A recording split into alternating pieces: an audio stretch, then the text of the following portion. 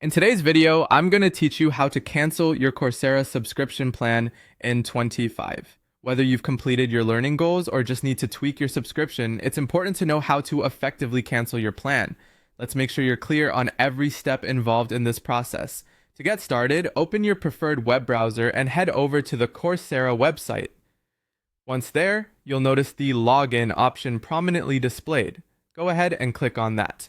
Now, enter your credentials, your email and password. Once you're logged in, you've successfully cleared the first hurdle in this cancellation process.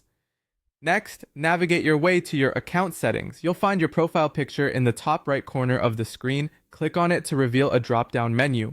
From this menu, select Settings. This will take you into the deeper layers of your account where you can manage and adjust various options. Now that you're in your settings, let's move on to access your subscriptions. Look for the section labeled Purchases and Subscriptions, or simply Subscriptions depending on the layout. Here you'll find a list of all your active subscriptions. This includes Coursera Plus and any individual course subscriptions you might have.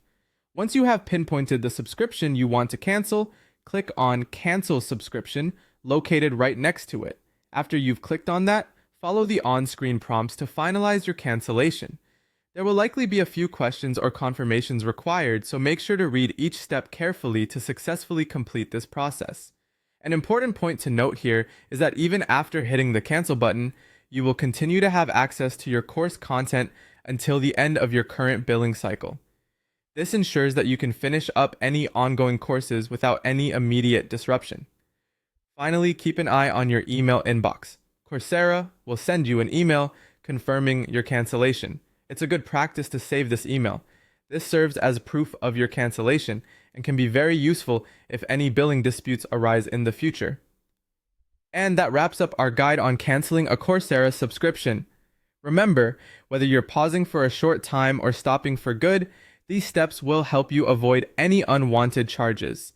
Thank you for watching, and don't forget to check out other videos